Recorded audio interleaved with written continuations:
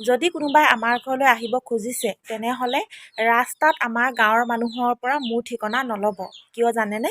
সেইদিনা মোৰ চিনাকি দুজন বন্ধু আহিছিলে আৰু মোৰ ঘৰ চিনি নাপায় কাৰণেহে মানে ৰাস্তাতে ৰৈ পেলাই কেইজনমান ল'ৰাক সুধিছিলে আৰু তাহাঁতক ৰখাই লৈ বোলে মোৰ বিষয়ে এনেকুৱা পাঠ পঢ়ালে, মোৰ চৰিত্ৰ বিষয়ে এনেকুৱা বদনাম কৰিছে, মোৰ প্ৰতি এনেকুৱাকৈ ঘিণ উপজাইছে। তাহাঁতি পিছত মোক সেইদিনা লগ পাই পেলাই কৈছে, মোক মানে ক'ব পৰা নাই তাহাঁতি, কিন্তু সেই ল'ৰাকেইজনে যে মোৰ ওপৰত এটা বিশ্বাস আছে যে মই তেনেকুৱা ছোৱালী নহয়, মোক চিনি পায়, মোক ভালকৈ চিনি পায়, মোৰ ওপৰত বিশ্বাস আছিলে কাৰণেহে গাঁৱৰ মানুহৰ কথা বিশ্বাস নকৰিলে, মোক লগাই দিলে। কাৰণ তাহাঁতি বুজি পালে যে আজি মই কিছুমান ল'ৰাই কৰিব নোৱাৰা কাম কৰি আছোঁ। সেই ল'ৰাকেইজনে চাগে জীৱনত আজিলৈকে একো এটা কৰিব পৰা নাই, যিখিনি মই আজি ছোৱালী হৈ কৰিছোঁ।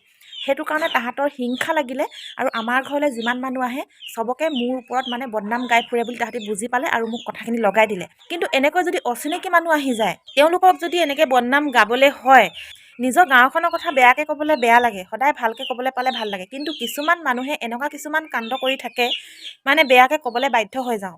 মোৰ কোনো নাই দেখিছে, মোৰ ওপৰত যিমান বদনাম গালেওনো মোৰ হৈ কোনে মাত মাতিব? তাহাঁতি মোৰ ওপৰত কিমান জ্বলে সেইটো নিজে পৰিচয় দি দিছে। গতিকে যদি আমাৰ ঘৰলৈ আহিব খোজে, মোক আগদিনা এটা মেইল কৰিব।